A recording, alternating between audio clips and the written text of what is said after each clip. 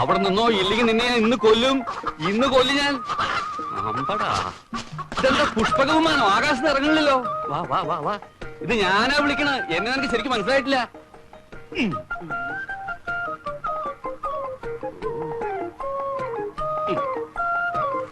വാ.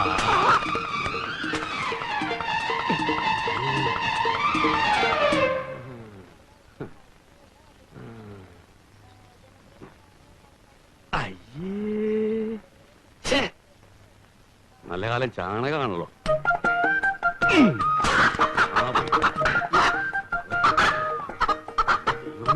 ഒന്നുകിൽ നീയേ അല്ലെങ്കിൽ ഞാന്. ഒന്ന് നോക്കി നടന്നൂടോ. ഏത് പ്രാന്താശുപത്രി ഓടി വന്നെ മുഖത്ത് കണ്ണിലിടോ എനിക്ക്. സമയമില്ലല്ലോ.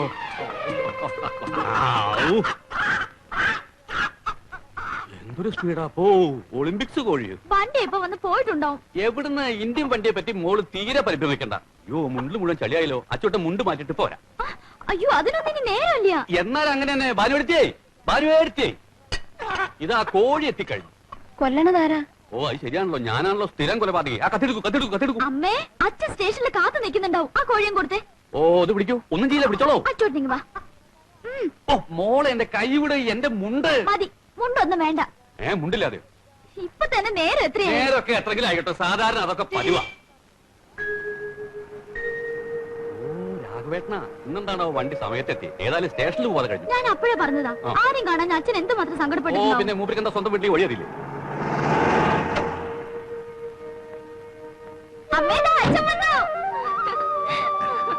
അച്ഛാ, രാവിലെ മുതൽ ഞാൻ ഇറങ്ങി നിൽക്കുക. ഈ അച്ചോട്ടം കാരണം സ്റ്റേഷനില്.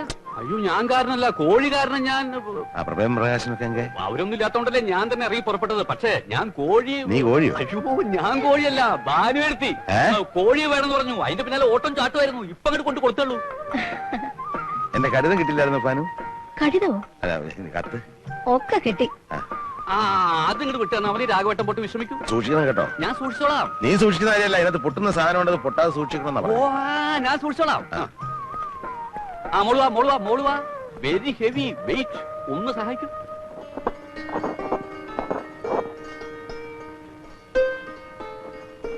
മോളെ, കുറച്ച് മല്ലിയിലേയും വെളുത്തുള്ളിയും കൂടി അരച്ചോളൂ. അയ്യേ, അതൊക്കെ ചേർത്ത് വൃത്തിയേടാക്കണോ അമ്മേ? അച്ഛൻ അതൊക്കെ ഇഷ്ടാകുന്ന വെച്ചാ എന്താ ചെയ്യാ? അരച്ചിട്ട് ഈ ഉള്ളിയും കൂടി ഒരിച്ചു വെച്ചോളൂ.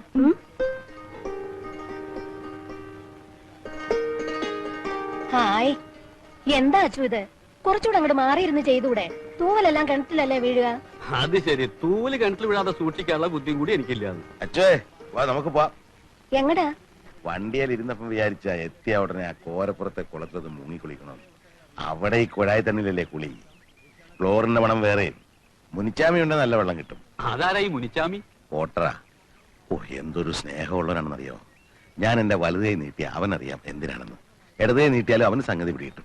കൈയൊന്നും നീട്ടിയില്ലെങ്കിൽ അവ വെറുതെ നിൽക്കായിരിക്കും. വയസ്സുകാലത്ത് തണുത്ത വെള്ളത്തിൽ കുളിച്ച് പനി പിടിപ്പിക്കണ്ട കേട്ടോ. പാനു, നീ പറഞ്ഞു എന്നെ കളവനാക്കരുത് കേട്ടോ. വളരാൻ എവിടേക്കാ? കുളിക്കാൻ. ഓ, പറഞ്ഞ മാതിരി. അച്ചു, കോഴി രാവിലെ തൊട്ട് നിന്റെ പിന്നാലെ നടക്കണതാ. അവിടെ കിടക്ക്. കണ്ടോ? ഒരു കീറിയാൻ തിന്നു.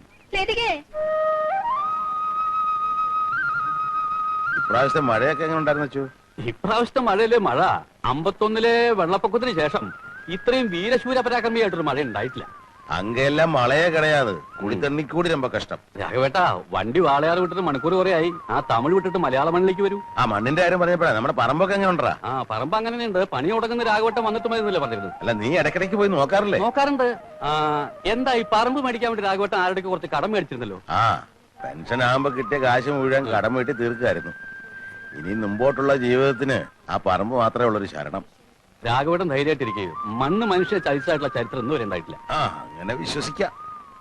എന്നാലും കഴിഞ്ഞ 30 വർഷത്തിലേറെ കേട്ട് തരംപിച്ച ഈ തീവണ്ടിയുടെ ഒച്ചയും ബഹളവും ഒന്നും ഇല്ലാണ്ട് ഇനി ഇങ്ങോട്ട് ജീവിക്കണല്ലോ എന്ന് ഓർക്കുമ്പോഴാ. അതിന് ആരും കാര്യം ചെയ്യാം. എല്ലാ ദിവസവും രാവിലെ രാഘവേട്ടന്റെ വീട്ടിൽ വന്നിട്ട് ആ തീവണ്ടിയുടെ ശബ്ദം ഉണ്ടാക്കാം. തീവണ്ടി ഞാനോട്ട് ബന്ധത്തെ കുറിച്ച് നിനക്ക് എന്താ വല്ല രക്തബന്ധം വല്ലതും ഉണ്ടോ? അതിനൊക്കെ വലിയ ബന്ധമാണെന്ന് വെച്ചു. നിനക്കറിയോ, എന്റെ കോടി കണ്ടാവൻ നിൽക്കും. കോടിയുടെ നിറം മാറ്റിയാ അവൻ പോകും. ഒരു ദിവസം രാത്രി അത്തിപ്പെട്ടിന്ന് ഗുമ്മുടിപ്പുണ്ടിലേക്ക് വരിക. M2 down. പാളം തെറ്റിക്കിടക്ക. ഞാനപ്പോ ഡ്യൂട്ടിയിലല്ലേ, വെറുതെ ഒരു നൈറ്റ് വാക്കിന് ഇറങ്ങിയതാ. ഈ M2 ഡൗൺ എന്ന് പറയുന്ന സാധനം ഉണ്ടല്ലോ, പറന്ന വരുന്നതേ. സിഗ്നൽ നോക്കിയ പച്ച. എന്റെ ഉള്ളൊന്ന് കത്തി. ഫാക്ടറി പണിയും കഴിഞ്ഞു വരുന്ന ആയിരക്കണക്കിന് തൊഴിലാളികളുണ്ട് വണ്ടിക്കകത്ത്. പിന്നെ ഞാൻ വേറെ ഒന്നും ആലോചിക്കാൻ പോയില്ല. ഷർട്ട് അങ്ങോട്ട് വലിച്ചു ഊരി തീപ്പെട്ടിക്കൊള്ളി ഒരച്ച് കത്തിച്ചിട്ട് പാളത്തിലേക്ക് എടുത്തൊരു ചാട്ടാണ്. തീ കണ്ടപ്പോ ഡ്രൈവർക്ക് കാര്യം പിടികിട്ടി. അയാൾ സഡൻ ബ്രേക്ക് ഇട്ട് വണ്ടി നിർത്തി. ഇതുപോലെ രംഗം ഞാനൊരു തമിഴ് പടത്തിൽ കണ്ടിട്ടുണ്ടല്ലോ. തമിഴ് പടത്തിൽ പച്ചവിളക്ക് ശിവാജി ഗണേശൻ ഇതുപോലെ തന്നെ ഷർട്ട് കത്തിച്ച് വണ്ടി നിർത്തുന്നുണ്ട്. രാഘവേട്ട പടം കണ്ടിട്ടുണ്ടല്ലേ? ഇത് പടത്തിലെ കാര്യമല്ല, ഞാനിത് ശരിക്കും ചെയ്ത.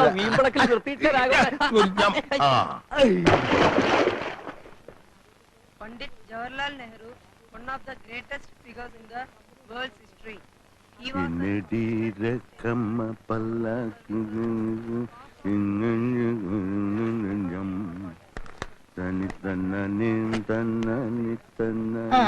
ഒന്ന് എണ്ണീറ്റേ, ഇതൊന്ന് വിരിക്കട്ടെ.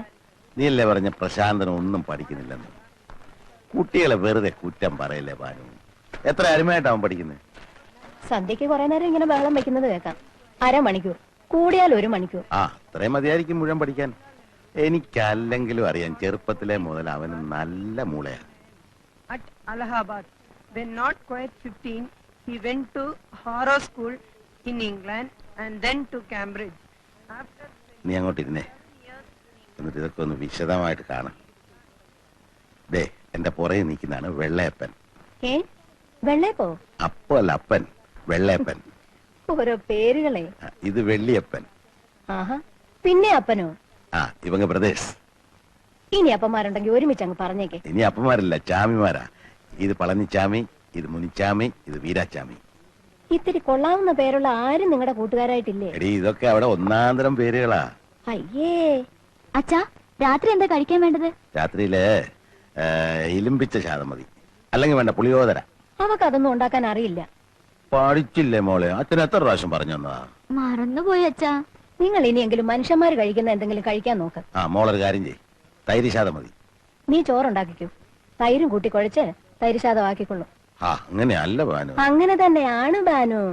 അവിടെ ആയിരുന്നപ്പോ അവിടുത്തെ ഭക്ഷണം, ഇനി ഇവിടെയല്ലേ, ഇവിടുത്തെ ഭക്ഷണം കഴിച്ചാ മതി. അത് മതി, ചെല്ലേ. മോളെ, രാത്രി അച്ഛന് വാഴപ്പഴം വേണം. എനിക്കിത് കേൾക്കുമ്പോഴാ വാഴപ്പഴം, കാളപ്പഴം, വാഴപ്പഴം ഒക്കെ ഇവിടെയുണ്ട്. 33 കൊല്ലം തമിഴ്നാട്ടിൽ കഴിച്ചു കൂട്ടിയോനല്ലേ ഞാൻ. അതിനെന്താ, 5-8 കൊല്ലം ഞാനും ഉണ്ടായിരുന്നില്ലേ? ഒരൊറ്റ തമിഴ് വാക്ക് പോലും ഞാൻ പറയുന്നില്ലല്ലോ. അത് കളാ. ലതിക ഇനി പരീക്ഷ എഴുതുന്നില്ലേ? എന്തിനാ വെറുതെ കാശ് കളയാൻ? ഇത്രയൊക്കെ പഠിച്ചാ മതി. എനിക്ക് പിള്ളേരുടെ കാര്യം ആലോചിക്കുമ്പോഴാ സമാധാനം കിട്ടാത്തത്. പ്രഭാകരനും പ്രകാശനും മുഴുവൻ സമയവും രാഷ്ട്രീയ പ്രവർത്തനമാ. അതിനെന്താ, ഇന്നത്തെ കാലത്ത് അരശിയൽ നല്ല ഏർപ്പാടാ. നീ പഴഞ്ചനായതുകൊണ്ടാ ദഹിക്കാത്തത്. എടി, 33 വർഷം റെയിൽവേക്കാരനായിരുന്ന എന്നെ ആരറിയും?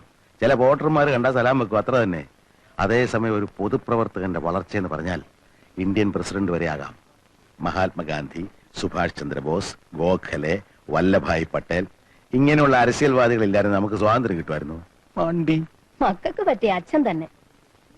ഒരുത്തനെ LLB വരെ പഠിപ്പിച്ചു, അവൻ കോടതി പോണില്ല. മറ്റവൻ BSc പാസ്സായിട്ടും ജോലിക്ക് ശ്രമിക്കുന്നില്ല. സത്യപ്രതിജ്ഞാന്നും പറഞ്ഞ് തിരുവനന്തപുരത്ത് പോയിരിക്കുക. രണ്ടാളും തമ്മിലാണെങ്കിലോ കീരിയും പാമ്പും. പണ്ട് മുതലേ നിന്റെ കുഴപ്പം ഇതാ, നിസാര കാര്യത്തിന് വേവലാതി പിടിക്കും. ഞാനേ നല്ല നിമ്മതിയായിട്ട് ഇനിയുള്ള കാലം കഴിയാൻ വന്നതാ. മക്കളെ കുറ്റം പറഞ്ഞ് നീ എന്റെ നിമ്മതി കെടുത്താതെ.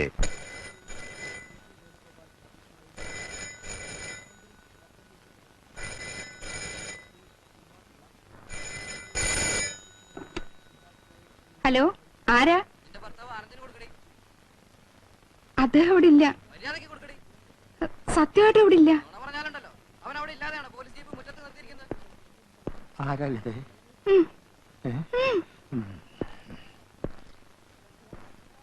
Sub inspector Anandan speaking. അധികകാലം ആനന്ദിക്കേണ്ടി വരില്ല. നിന്റെ അന്ത്യം അടുത്തു കഴിഞ്ഞു. ഞങ്ങളുടെ പാർട്ടി പ്രവർത്തകരെ തല്ലിച്ചതച്ച് നീ കുറെ സൂചിച്ചില്ലടാ. നീ എന്ത് വിചാരിച്ചു ഞങ്ങൾ ഇനി അധികാരത്തിൽ വരില്ലെന്നോ? അല്ല സുഹൃത്തെ, ഞാൻ ഒന്നും പറയണ്ട. കഴുത. നിങ്ങളാരാ? നിന്റെ കാലൻ. ആരാ? കാലൻ. എന്റെ കാലൻ. ഇന്നലെ വിളിച്ച് ഇതുപോലെ തെറി പറഞ്ഞ് വേറൊരു ശബ്ദ. അതെ, അത് വേറെ കാലനായിരിക്കും. എന്റെ സ്റ്റേഷൻ അതിർത്തിയുടെ പല കോണുകളിൽ നിന്നും പലരും വിളിച്ച് പുളിച്ച തെറി പറയുന്നുണ്ട്. എല്ലാം ആനന്ദേട്ടം വരുത്തി വെച്ചല്ലേ? എടി, സർക്കാർ മാറി വരുമെന്ന് ആരെങ്കിലും വിചാരിച്ചോ? RDPക്കാര് പറഞ്ഞു, INSPക്കാരെ ഞാൻ തല്ലി. ഏതായാലും എന്റെ കാര്യം പോക്കാ. നമ്മളെ മക്കളെ അവര് കിഡ്നാപ്പ് ചെയ്യുമെന്നാ എന്റെ പേടി. കിഡ്നാപ്പിംഗ് ആണല്ലോ പുതിയ ഫാഷൻ. ഒരു കാര്യം ചെയ്യ്, നാളെ മുതൽ പിള്ളേരെ സ്കൂളിൽ അയക്കണ്ട. ഞാൻ പോട്ടെ. ഞാൻ ജീവിച്ചിരിപ്പുണ്ടെങ്കിൽ വൈകുന്നേരം കാണാം.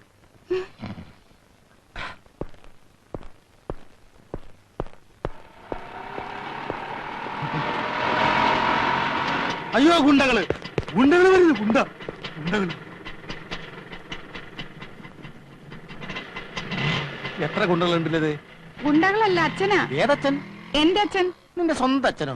പിന്നെ അച്ഛനെ വാടകയ്ക്ക് കിട്ടുവോ? എന്താടേ നിന്നെ അങ്ങോട്ട് കണ്ടില്ലല്ലോ, നീ വലിയ ആളായിപ്പോയല്ലേ? അയ്യോ, അച്ഛൻ വന്ന കാര്യമൊക്കെ അറിഞ്ഞു. ഇവിടെ ആകപ്പാടൊരു മനസമാധാനം അല്ലഞ്ഞിട്ടാ അച്ഛൻ അങ്ങോട്ട് വരാഞ്ഞത്. എന്തു പറ്റി? ആനന്ദനല്ലേ അങ്ങോട്ട് ഓടിപ്പോയെ? അതെ, ഗുണ്ടകളെ പേടിച്ചിട്ടാ. ഗുണ്ടകളോ? അതെ, രാഷ്ട്രീയ ഗുണ്ടകൾ. അച്ഛന്റെ മോൻ പ്രകാശന്റെ പാർട്ടിയിൽപ്പെട്ട ഗുണ്ടകളാ. അവര് പ്രതിപക്ഷത്തായിരുന്നപ്പോ എന്റെ കഷ്ടകാലത്തിന് എനിക്ക് ഒരുപാട് പേരെ ദ്രോഹിക്കേണ്ടി വന്നിട്ടുണ്ട്. അതിന് അവരിപ്പോ അധികാരം പ്രതികാരത്തിന് ഉപയോഗിക്കുക. ആഹാ, ആരെ നമ്മൾ അന്തമാതിരി ദ്രോഹിക്കാൻ പാടില്ല ആനന്ദ. എന്ന് വെച്ചാ ഭരണത്തിലിരിക്കുന്ന പാർട്ടി പറയുമ്പോ ചെയ്യാതിരിക്കാനും പോവോ? പ്രകാശൻ ഇപ്പൊ ഭരിക്കുന്ന പാർട്ടിയുടെ ഏതാണ്ട് വലിയ നേതാവൊക്കെ ആണെന്ന് പറയുന്ന കേട്ടല്ലോ. എന്ത് നേതാവ്? അല്ലാതെ ഒരു ഞാഞ്ഞൂള് വിചാരിച്ചാലും തടി രക്ഷപ്പെടുത്താൻ പറ്റുവേ. അതിന് അവനോടൊന്നും ഇവിടെ വരാൻ പറഞ്ഞിട്ട് തിരിഞ്ഞു നോക്കിയിട്ടില്ല. അയ്യോ, അവൻ സത്യപ്രതിജ്ഞ അടങ്ങി തിരുവനന്തപുരത്ത് പോയിരിക്കുക. അച്ഛൻ ഇങ്ങോട്ട് കയറിയിരുന്നാട്ടെ.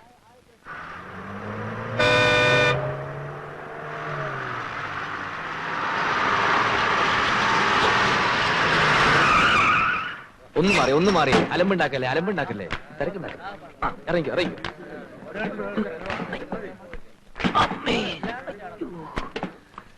ഒന്നും കൂടി ലോറിയുടെ കാര്യം നമുക്ക് വൈകുന്നേരം സെറ്റിൽ ചെയ്യാം. ഹലോ KRP, എങ്ങനെയുണ്ടായിരുന്നു സത്യപ്രതിജ്ഞ ചടങ്ങ്? സത്യം പറഞ്ഞ കലക്കി. വിശദമായിട്ട് ഞാൻ പിന്നെ പറയാം. ഒന്ന് നടു നിവർത്തണം. 400 കിലോമീറ്റർ അങ്ങോട്ടും 400 കിലോമീറ്റർ ഇങ്ങോട്ടും ലോറിയിൽ ഒരു ഒറ്റ നിപ്പായിരുന്നേ. വൈകുന്നേരത്തെ കാര്യങ്ങളൊക്കെ റെഡിയല്ലേ? ഒക്കെ റെഡി. എന്നാ പിന്നെ വൈകുന്നേരം നന്ദി പ്രകടനത്തിന് കാണാം. ശരി, ജയ് ഹിന്ദ്. ജയ് ഹിന്ദ്. കലക്കി മറിച്ചു. ഹോ, കേരളം കണ്ട ഏറ്റവും വലിയ ചടങ്ങ്. ഒന്ന് വന്ന് കാണേണ്ടതായിരുന്നു മോളെ. പൂഴി വാരി എറിഞ്ഞ നിലത്ത് വീഴാത്തത്ര ജനക്കൂട്ടം. കതറിന്റെ ഒരു കടലല്ലേ തിരുവനന്തപുരത്ത് ഇളകി മറിഞ്ഞത്. അമ്മേ, സത്യവാചകം ചൊല്ലുന്നു നമുക്ക് കേൾക്കാനൊക്കില്ലമ്മേ. CM ഹാളിൽ പ്രവേശിച്ച് ചടങ്ങ് കഴിയുന്നവരെ ഭയങ്കര കരഘോഷമാണ്. പക്ഷെ എനിക്ക് മുൻവശത്തിന് ഇരിക്കാൻ സീറ്റ് കിട്ടിയോണ്ട് കാര്യങ്ങളെല്ലാം ഭംഗിയായിട്ട് കാണാൻ കഴിഞ്ഞു. മുൻവശത്തോ? അതെ, മുൻവശത്ത്. ഏറ്റവും മുമ്പിൽ ഞങ്ങൾ 31 പേരായിരുന്നു. ഒരു വരിയിൽ 31 കസേരയാ. ഹാളിൽ കിടക്കാൻ പറ്റാത്ത സാധാരണ പ്രവർത്തകർക്ക് ചടങ്ങ് കാണാൻ പുറത്ത് 123 TV സ്ഥാപിച്ചിരുന്നു. പക്ഷെ TV അത്ര ക്ലിയർ അല്ലായിരുന്നു. മൊത്തത്തിലൊരു മങ്ങല്. ഒരുപാട് രസങ്ങളൊക്കെ പറയാനുണ്ട്. വിശന്നിട്ട് വയ്യമ്മേ, കാര്യമായിട്ട് എന്തെങ്കിലും എടുത്ത് കഴിക്കാൻ വെക്കേ.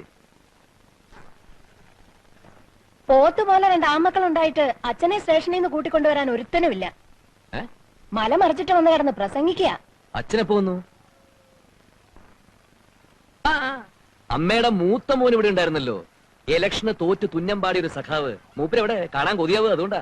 ഓഹോ, പിന്നെ വഴക്കുണ്ടാക്കാനുള്ള പദ്ധതിയായിട്ടാണ് നിന്റെ വരവ് അല്ലേ? അയ്യോ, ഇനി എന്ത് വഴക്ക്? ഒന്ന് നേരിൽ കാണുക, മൂപ്പരുടെ പാർട്ടി അകാലത്തിൽ അന്തരിച്ചതിനുള്ള ഒരു അനുശോചനം രേഖപ്പെടുത്തുക, അത്രേ ഉള്ളൂ. പ്രകാശ, നിങ്ങൾ തമ്മിലുള്ള ഒരു സംസാരവും ഇവിടെ വേണ്ട. ഒന്നും അല്ലെങ്കിൽ നിന്റെ ചേട്ടനല്ലേടാ. തെരഞ്ഞെടുപ്പിന്റെ റിസൾട്ട് അറിഞ്ഞ പിന്നെ അവൻ ഇങ്ങോട്ട് കേറിയിട്ടേ ഇല്ല. നിന്നെ പേടിച്ചിട്ടാ.